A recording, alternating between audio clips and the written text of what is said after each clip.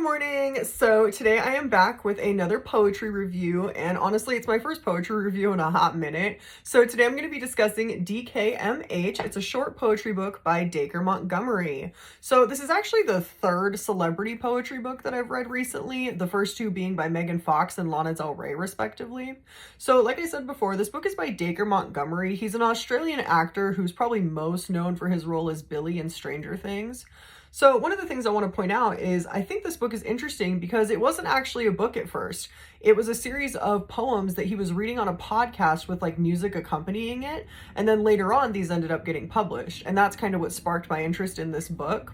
So another quick anecdotal point that I want to make is that at the start of this book, he actually includes a playlist with 3 albums that he feels help you get into the book, or he at least recommends. So, and he says that each of these albums know him, they feed him, and they soften him. I will be completely honest, when I was reading this book, I did not listen to the albums just because of time constraints, but I did think it was actually something really thoughtful to include in the book, which kind of brings me to my first thing with this book, is that this book actually does seem thoughtful. He splits the book up into 4 parts, with each part essentially being a large poem that spans multiple pages. And the 4 parts are fear, love, anxiety, and spirit. Now, one of my main critiques, and something that I always look out for when it comes to poetry, is it going to do the Rupi Kaur thing? Are we going to have 3 words, a blank page, another 3 words, another blank page, over and over again? And the answer for this book is yes, but also no. So I think my issue when it comes to the whole Rupi Kaur thing mainly just has to do with how we consume poetry. Because on one hand, listen, I understand it's poetry. I understand that it's short. But I also, as a reader, am capable of ingesting it as a whole. And when books have these big blank sections for dramatic or artistic effect, I kind of am just over it. So in regards to this book, it does happen occasionally, but it wasn't enough where I was like, over it. It does happen, but I wasn't flipping through the book wondering if that was going to be the whole thing. So it's constant, but not ridiculous. So I did appreciate that. I think one of the things I also really enjoyed about this book is how personal it seems to Montgomery.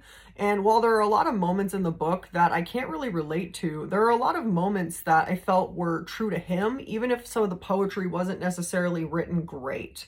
I think that's where this book has a tendency to kind of polarize me, because some of the poetry isn't written exceptionally well, in my opinion, but I do think it has a certain realness to it that I can appreciate.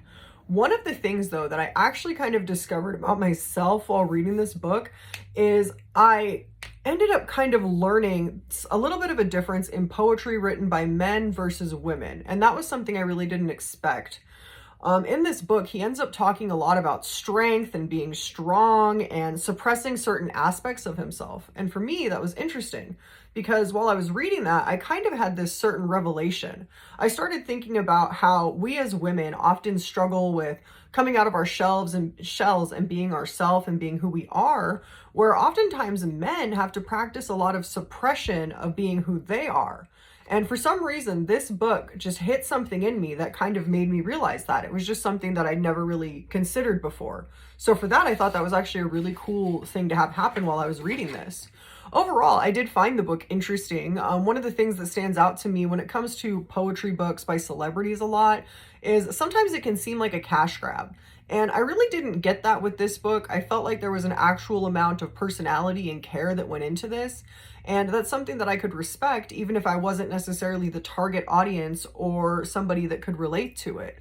I honestly think if y'all are into poetry of any sort, it's not a long read. I read it in about half an hour, and I would recommend checking it out. I think it kind of offers a different type of perspective. It's poetry, but it's not flowery. And I think sometimes people have a certain expectation that poetry is going to be flowery, and this isn't really that. So it's definitely worth a read.